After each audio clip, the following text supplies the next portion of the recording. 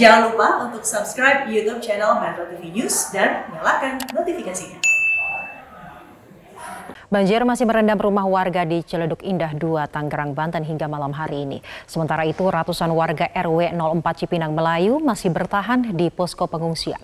Informasi selengkapnya akan disampaikan oleh Marcelina Tumundo langsung dari Tangerang, Banten dan Nisrina Kirana langsung dari Cipinang Melayu, Jakarta Timur. Kita ke Marcelina terlebih dahulu. Marcelina, bagaimana kondisi banjir di Ciledug Indah 2 pada malam hari ini? Apakah berangsur surut, Marcelina? Banjir di Ciledug Indah 2 malam hari ini berangsur surut, namun belum cukup signifikan. Hanya sekitar 20 cm terlihat penurunan air, dan di beberapa titik ketinggian banjir ini masih lebih dari 1 meter. Kemudian dari jam 7 malam tadi, kondisi cuaca di sekitar Ciledug Indah ini juga diguyur hujan dengan intensitas sedang. Dan dari pantauan kami terkait kondisi di hulu Sungai Angke, kondisinya atau statusnya ini masih siaga 1. Sehingga dari pihak tim SAR gabungan setempat masih terus melanjutkan evakuasi warga. Dan tercatat ada sekitar 30 kakak lagi yang belum tuntas dievakuasi oleh tim SAR gabungan. Upaya evakuasi ini dilanjutkan selama 24 jam, namun untuk malam hari ini memang upaya evakuasi tidak bisa semaksimal sampai sore hari tadi dikarenakan kondisi cuaca yang hujan, penerangan yang kurang, dan juga untuk kondisi banjir di dalam perumahan warga ini juga terdapat arus yang cukup deras sehingga memerlukan kehati-hatian dan juga kondisi penerangan yang baik sebenarnya. Tapi tim SAR gabungan tadi tetap mengonfirmasi bahwa upaya evakuasi ini tetap dilakukan sebagaimana kondisi ini bisa ditangani dengan aman. Selain itu, selain di perumahan Ciledug Indah 2 ini, di Kecamatan Karangtengah sendiri sebenarnya ada sebanyak 5 wilayah kelurahan yang direndam banjir. Selain di Kelurahan Pedurenan, banjir juga melanda di Pondok Bahar, Parung Jaya, Karang Mulia, dan juga Karang Timur. Namun memang kondisi yang paling parah dari 5 kelurahan ini adalah di Kelurahan Pedurenan, tempat kami melaporkan saat ini. Dari pihak pemerintah setempat terus mengimbau masyarakat untuk dapat bersedia untuk dievakuasi karena mengingat kondisi perakiraan cuaca juga masih diperkirakan hujan pada malam hari nanti. Tidak tahu secara pasti kapan air ini akan secara total surut sehingga warga terus diimbau untuk dapat dievakuasi ke tempat-tempat yang sudah disediakan. Syaza. Lalu Marcelina, seperti apa kondisi para pengungsi hingga malam hari ini? Bantuan apa saja yang masih mereka perlukan?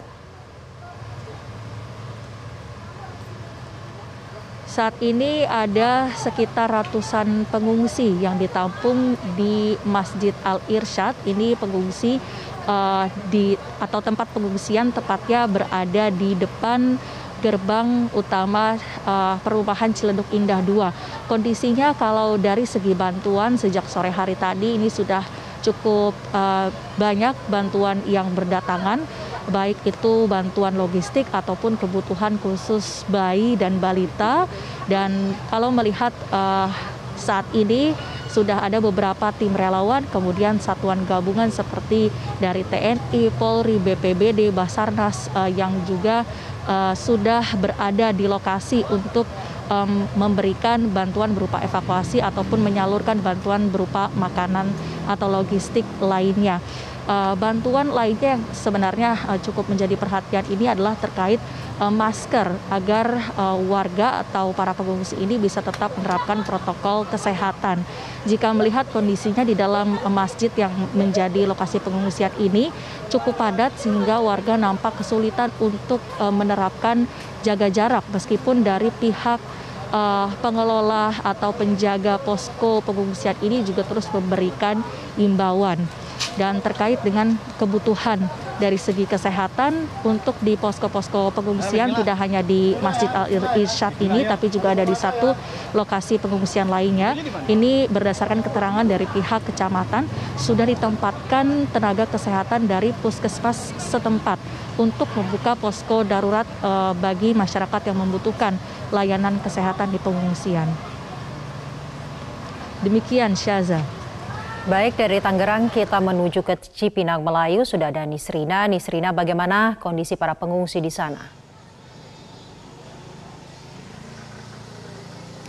Syaza, hingga malam hari ini ratusan warga RW 04 Cipinang Melayu, Jakarta Timur masih bertahan di posko pengungsian yang berada di Universitas Borobudur, yang mana letaknya ini tidak jauh dari lokasi banjir.